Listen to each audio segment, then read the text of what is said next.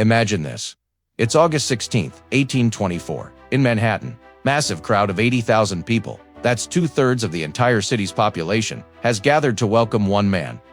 That man was Marquis de Lafayette, the French hero of the American Revolution, returning to the United States after almost 40 years. Invited by President James Monroe, he was dubbed the nation's guest for an incredible all-expenses-paid tour. Why all the fuss? The timing was crucial. America was in the era of good feelings, but political divisions were starting to crack the surface. With the number of Revolutionary War veterans shrinking, Lafayette's return was seen as a living history lesson, a way to reignite the spirit of '76 and remind a new generation what the country was built on. At 67 years old, Lafayette embarked on a journey that would exhaust most people half his age. For 13 months, he traveled over 6,000 miles, visiting every single one of the 24 states in the Union at the time. Just think about that: no planes, no highways, just horse-drawn carriages and steamboats.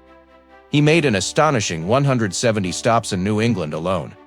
His tour was filled with unforgettable moments.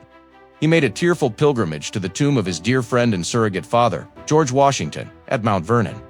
He met with a who's who of American leadership, past presidents like Jefferson, Madison, and John Adams, the current president, Monroe, and future ones like Andrew Jackson.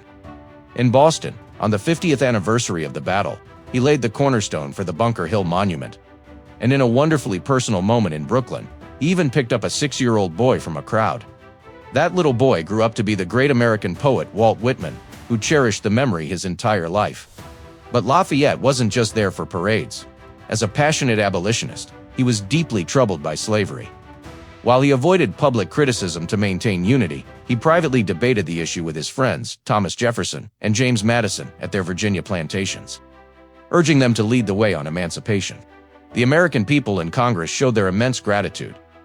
To help with his financial troubles back in France, Congress gifted him $200,000 and a large plot of land in Florida, massive sum back then.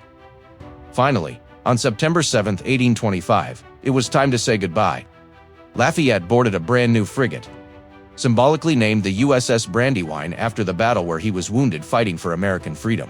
He took with him a special souvenir, a bag of earth from Bunker Hill.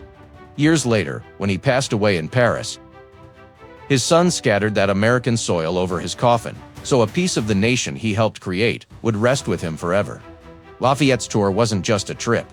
It was a powerful reminder of the bonds between two nations and the enduring ideals of liberty. Thanks for watching. If you found this piece of history as fascinating as I do, don't forget to like this video and subscribe for more stories.